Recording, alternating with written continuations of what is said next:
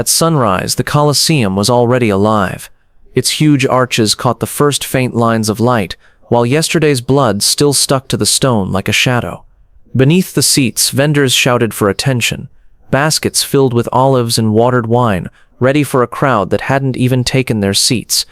Beyond the iron gates, keepers pushed half-starved beasts into place, lions with ribs showing through their fur, elephants stomping in anger, panthers dragging their claws against the bars. From the tunnels came the sharp clash of swords, not practice swings, but tests for the day's killing steel. And over it all, a low murmur grew into a roar. Tens of thousands of Romans rushing in, hungry for the thing their empire mastered better than anyone, death, disguised as entertainment. The Roman arena wasn't just sport, it was a workshop for cruelty.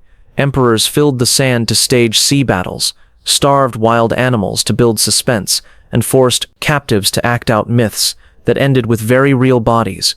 None of this was by mistake. It was policy woven deep into Rome's system of control. Cheering from the stands wasn't innocent. It was loyalty shouted loud enough to echo through history. And today, we're stepping straight into that shadow. These are the most brutal, most cruel arena acts that went too far, even for Rome. From blood-soaked funeral rites to executions staged as theater, will reveal how an empire built its glory on turning pain into applause. Before we begin, hit subscribe so you don't miss our next journey into history's darkest corners. Now, take your seat. The gates are creaking open. The first gladiator fight in Rome didn't begin with golden fanfare or emperors in royal purple. It began at a funeral. In 264 BC, the sons of Decimus Junius Brutus Scaeva chose not to honor their father with statues or prayers, but with blood. They armed 3 pairs of slaves and sent them to fight to the death in the Forum Boarium, a cattle market thick with the stench of dung and smoke. This wasn't entertainment. It was duty, a munus, an obligation owed to the dead. Its roots stretched far beyond Rome. In Campia, warriors were slain at graves to appease restless spirits. Over time, killing shifted to combat. The dead no longer demanded random victims, but duels between chosen men. The Samnites, once Rome's bitter enemies, held such contests often, and Roman elites embraced the custom eagerly. Burying a man with treasures showed wealth. Burying him with a blood-drenched spectacle proved power. But funerals were only the beginning. By the 3rd century BC, Rome's leaders saw how these fights could do more than honor ancestors. They could steady politics. Religious festivals, once solemn offerings to Jupiter, began featuring gladiators. The Senate framed it as piety, but the crowd knew the truth. State-sponsored violence designed to keep the people loyal. Even the armor told stories. Early fighters wore the shapes of conquered foes. The Samnite with his heavy shield, the Thracian with a curved blade, the Gaul with a broad sword. Watching them bleed was watching Rome's victories replayed slash after slash. Death became propaganda, and as blood spilled, the venues grew. Temporary wooden stands gave way to permanent amphitheaters, temples to violence where thousands gathered. The games no longer belonged to grieving families, they belonged to the state. Each drop of blood whispered the same message. Rome commanded men, armies, even death itself. No one then could have guessed how far it would go. What started as ritual sacrifice morphed into theater, and duty became obsession. Rome had discovered a new weapon, power over not just the living, but the meaning of dying. And once unleashed, it never closed that door. The crowd's roar wasn't reserved for men. Sometimes it thundered for beasts hauled from the farthest edges of the known world. Lions from North Africa, leopards from the Caucasus, crocodiles from the Nile, even giraffes dragged across deserts. They weren't displayed as wonders of nature, but condemned as prey in a carnival of slaughter. Romans called these shows venations, hunts. They weren't about survival, but about domination, proof that the empire could trap the wild and destroy it for pleasure. Julius Caesar set the tone in 46 BC, parading a giraffe, the first ever seen in Europe.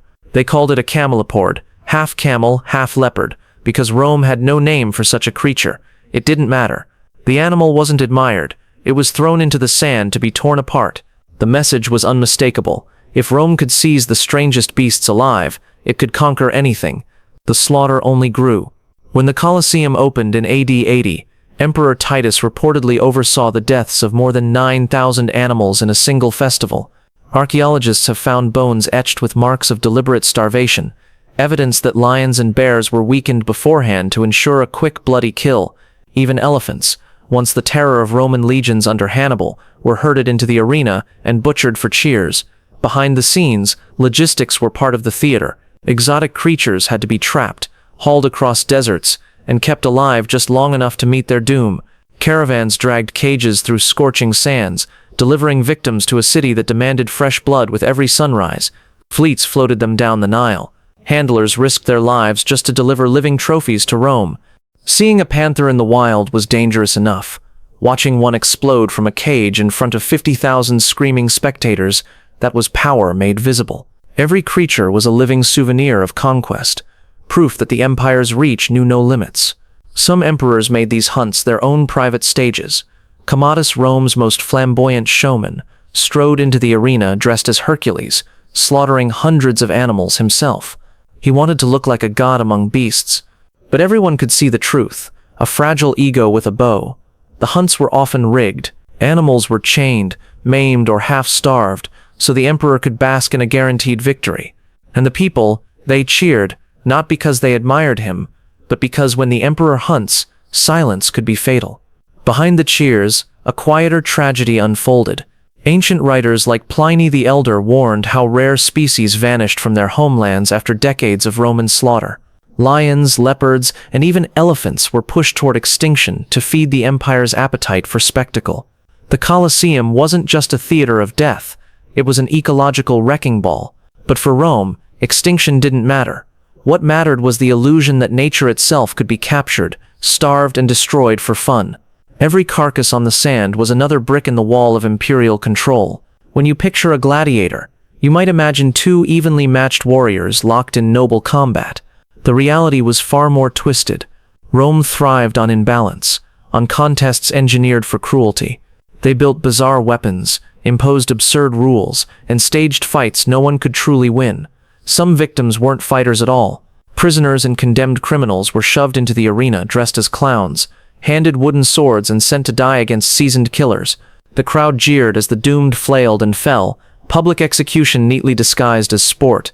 Even the weapons became characters. The retiarius fought with a fisherman's net and trident, squaring off against the secutor, whose smooth, rounded helmet was designed to deflect the net. It wasn't pure skill, it was suspense, a living riddle of whether the net would ensnare or the sword would break through. Romans devoured that tension, even when the match was as scripted as a stage play. The numbers grew more obscene. Sometimes one gladiator was thrown against several foes. Other days, entire units clashed like miniature armies, turning the arena floor into a swamp of blood, splintered shields, and mangled corpses. And when novelty wore thin, they reached further. Female gladiators. Gladiatresses stepped onto the sand in the 1st century AD. Writers like Juvenal mocked them, yet records prove they fought for real against dwarfs, against beasts, even against each other. Their presence blurred gender lines, but reinforced a darker truth. No one, man or woman, was beyond Rome's hunger for spectacle. Even the helmets were weapons of torment. Some narrowed vision or muffled sound, forcing fighters to stumble half-blind while the audience roared with laughter. Others were so heavy that raising one's head became a contest all its own. Armor wasn't always protection. Sometimes it was punishment. And then came the propaganda plays. Gladiators dressed as barbarians, forced to mimic Rome's defeated enemies. Their inevitable loss reminded everyone that the empire always prevailed. Every mismatch, every exotic twist, every gender-bending stunt was carefully designed to keep crowds shocked, obedient, and begging for more. The Colosseum never settled for repetition. It invented new cruelties, always hunting for the next thrill. By midday, once the morning duels had soaked the sand and the crowd started to fidget, the arena shifted gears. Combat gave way to theater, with death at center stage. Romans called it damnatio ad bestias, condemnation to the beasts. For the condemned, it wasn't a trial, it was a script they had no power to refuse. Criminals, deserters, rebellious slaves, prisoners of war, they all became unwilling actors in an execution disguised as myth. Each victim's punishment matched their crime. Thieves torn apart by wolves, arsonists burned alive, traitors thrown to lions. Every scene was a morality play written in real blood, and the scale could stagger belief. During Emperor Trajan's celebrations after his Dacian victory, thousands of captives were slaughtered over 103 relentless days. It wasn't random carnage. It was organized, paced like acts in a grim drama. Every death crafted to keep the audience on edge, until the next horror arrived. Animals were the stars of this nightmare. Lions were starved to a frenzy before release. Bears, chained in pits, were goaded into sudden fury. Even prized leopards were unleashed on trembling victims. The uncertainty, would the beast strike fast or toy with its prey, kept the stands howling for more. Sometimes the cruelty came dressed as legend. Prisoners were forced to play doomed heroes. Orpheus torn apart by wild beasts. Prometheus chained as vultures circled overhead. These weren't stories anymore. They were blood-soaked performances, and the sand was their stage. Death in Rome wasn't always just death. Sometimes it was theater, bloody, mocking theater. For the condemned, it wasn't enough to perish. They had to perform their demise, acting out Rome's myths with their own bodies. Executions became grotesque plays where flesh replaced masks, and the script always ended in agony. The cruelty stretched far beyond wild beasts. Crucifixion, borrowed from the East, was staged right inside the arena. Men and women were nailed to timber, while vendors hawked wine and children played nearby. Fire joined the spectacle too. Prisoners were forced into the tunica molesta, a shirt soaked in pitch, then set ablaze. Human torches writhing as smoke curled into the sky. As Tertullian bitterly wrote, they were living torches. These killings weren't just morbid entertainment. They were propaganda, warnings carved into living flesh. Defy Rome, and you would die slowly with tens of thousands watching. Not everyone could stomach it. Seneca complained that midday executions hardened the soul, making men crueler as they watched, but his protest drowned in the thunder of a crowd that came not for justice, but for the thrill of punishment. Rome's imagination didn't stop with sand and swords. Sometimes emperors demanded oceans inside the city. Mock naval battles, naumachia, were spectacles on an insane scale, where water itself became a weapon. Julius Caesar set the precedent in 46 BC, digging an enormous basin near the Tiber, filling it with water and real ships. Thousands of doomed captives were shoved aboard and told to fight as rival fleets. They weren't actors. They were men condemned to die for applause. Arrows, catapults, and steel turned the basin into a slaughterhouse afloat.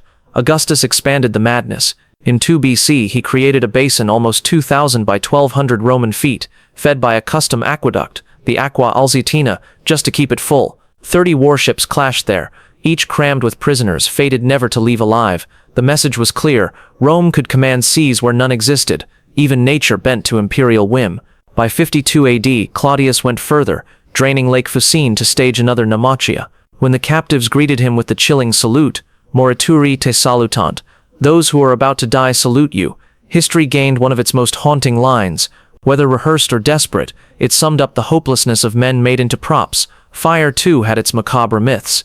Victims wearing the pitch-soaked tunica molesta were cast as heroes meeting fiery fates, Hercules consumed by poison, or Mutius Scaevola testing loyalty by holding his hand to the flames. The crowd laughed as these heroes screamed, their bravery reduced to ash, their stories twisted into mockery. Even the Colosseum's architecture fed Rome's appetite for domination. Under Titus, and later Domitian, engineers built channels beneath the arena, allowing the sand to flood for smaller naval shows, then drain for combat the next day. Cruelty became an engineering project. Water, fire, flesh, everything was a prop in Rome's theater of control. To drown captives, to turn bodies into living torches, to bend myths into slaughter. That was power. The emperors weren't satisfied ruling men. They posed as rulers of the elements themselves. By the late 1st century, executions weren't punishments anymore. They were scripts dripping with creative malice, twisting cultural legends into tools of humiliation. Take the games inaugurating the Colosseum in AD 80. The poet Martial recorded an actor cast as Orpheus, the musician who tamed beasts with song. In myth, animals sat enchanted by Orpheus's lyre. In the arena, a bear was released mid-performance and mauled the singer to death. Art turned to parody, beauty to butchery. Another victim was forced to play Daedalus, the inventor who escaped Crete on wax and wings. Suspended on a crude contraption meant to mimic flight, he soared briefly before plunging to the beasts below. Martial quipped, "The man must have wished for real feathers, a poet's chest hiding a man's terror." Perhaps the most grotesque of all was the myth of Pasiphae, cursed to desire a bull. One show staged her infamous union with a mechanical beast, followed by a killing that blurred execution, humiliation, and pornography. A warning about hubris became public degradation. The message was clear. Rome owned its myths just as it owned its people. Heroes, villains, kings, queens. None were safe from being rewritten as props in a pageant of death. For spectators, these scenes were sideshows between serious contests. For the condemned, they were agonizing ends dressed in costumes. For Rome, they were propaganda made flesh, proving the state could even rewrite the meaning of its own legends. In the Colosseum, stories weren't told with ink or marble. They were branded into skin, burned into bone, and applauded until silence swallowed the sand. The line between rule and raw obsession blurred until an emperor's whim decided who lived, who died, and how. Caligula, infamous for his savage moods, once ran out of animals mid-show and casually ordered spectators dragged from the stands to fill the gap. They came to watch bloodshed, only to become part of it. Nero, addicted to his own image, treated the arena as a personal stage. Prisoners were dressed as tragic heroes from plays, then executed in ways that mirrored their scripted fates. Nero called it art, Rome whispered, madness. And then came Commodus, the ultimate showman emperor. Cloaked as Hercules, he stormed into the Colosseum with club and bow, slaughtering hundreds of animals crippled beforehand to guarantee applause. He even billed the treasury for his performances, bleeding the state dry while forcing cheers from a terrified crowd. Not satisfied, he faced gladiators too, but only with every advantage rigged in his favor.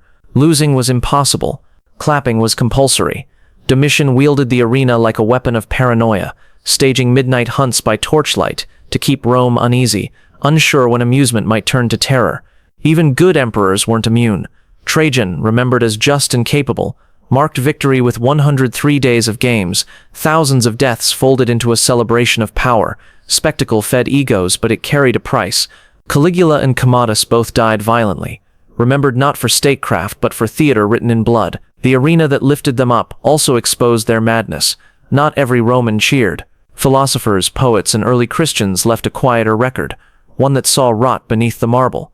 Seneca confessed that the midday executions hardened him, stripping away empathy rather than purifying the soul. Violence, he warned, seeped past the arena walls, poisoning daily life. Cicero, decades before, praised bravery yet condemned cruelty for cruelty's sake, though even he admitted the mob demanded games as proof of generosity. To govern meant feeding the beast. For Christians, the amphitheater was both persecution and proof. Those who refused to renounce their faith were thrown to lions or burned alive, their deaths twisted into mass entertainment. Tertullian called the shows seeds of cruelty, indicting an empire that cheered injustice as sport. Economically, the games devoured fortunes. By the late empire, rulers bankrupted themselves chasing spectacles grand enough to outshine their predecessors. What once flaunted strength became an act of desperation. Culturally, the appetite dulled Rome's edge. Citizens who once honored discipline now demanded cheap bread and endless circuses. Juvenal mocked this hunger with the phrase panem et circenses. To him, the craving for spectacle betrayed how far Rome had drifted from its republican roots. As frontiers cracked and funds dried up, the arenas crumbled. By the 5th century, the Colosseum, still colossal, stood hollow, its sands silent, its roars gone. But the moral questions never faded. Could a society that trained its people to revel in suffering truly endure? History's verdict suggests otherwise. Today, the Colosseum looms, scarred but proud. Walk its tunnels and you might still hear echoes, iron clashing, beasts roaring, 50,000 voices rising as one. The stone is easy to admire. Harder and more honest is to remember its purpose. Cruelty rehearsed until it felt normal. Rome's arenas weren't merely about blood. They were about control, shaping how citizens thought, laughed, and obeyed. Every hunt, every execution, every myth reborn in screams, served the same end, to make power look eternal. And that is the warning carved into the ruins. A civilization that glorifies violence eventually crumbles beneath its own applause. So tell us, which of these spectacles, the hunts, the living torches, or the emperors drunk on their own shows, best reveals Rome's darkest soul? Drop your thoughts below, and if this dive into Rome's brutal entertainments gripped you, hit subscribe so you don't miss our next journey into history's shadows. Until then, remember, the Colosseum may be quiet now, but its echoes of cruelty still breathe through the stones.